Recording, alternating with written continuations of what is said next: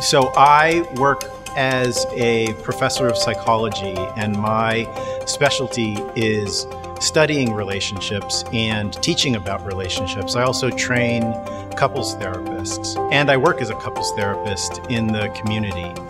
So I get to see a lot of couples in all stages of their relationship and study couples in all stages of their relationship. But because I also work as a couples therapist, I get to see a lot of couples in the most distress, right? Couples that are experiencing the most pain, the most heartache in their relationships. And it's just become more and more clear to me that we're all trying to do something that's genuinely incredibly difficult by ourselves, right? With no guidance and no access to what researchers, what clinicians have been studying for decades. Everybody's trying to recreate the wheel of intimacy on their own, right? And what makes intimate relationships particularly challenging for all of us is that we want an intimate relationship, right? We want a loving relationship. We want to feel cared about. We want to feel seen. We want to feel heard. We want to feel valued.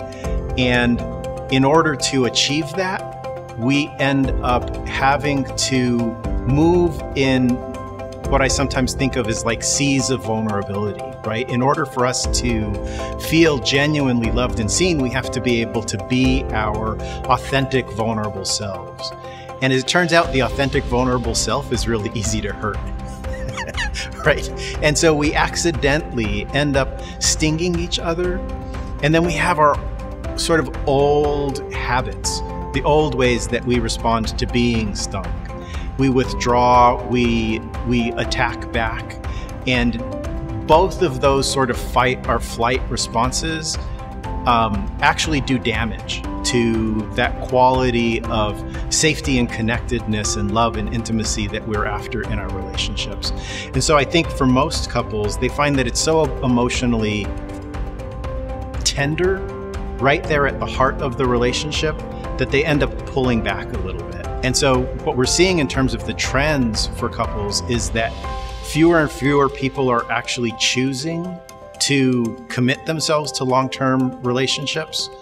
And those that do are anxious about it, right? We want to dive into it with both feet.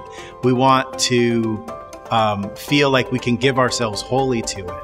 But we also know that the divorce rate is still 50%, right? And we haven't been able to touch that number for decades.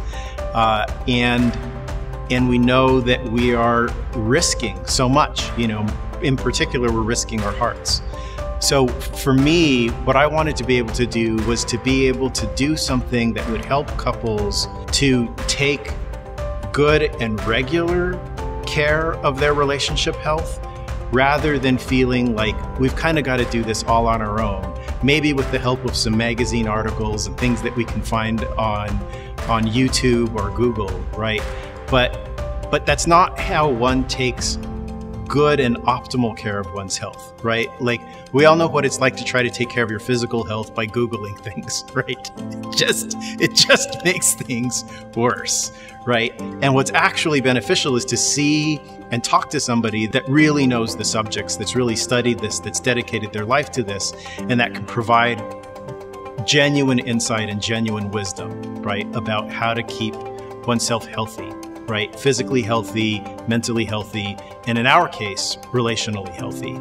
So I wanted to create a relationship healthcare company that could provide the tools and the information that we've gathered over decades and decades of the work that relationship scientists have been conducting, and to be able to get that information off the dusty library shelves and actually into the hands of couples that could use it for their benefit and for the benefit of their families.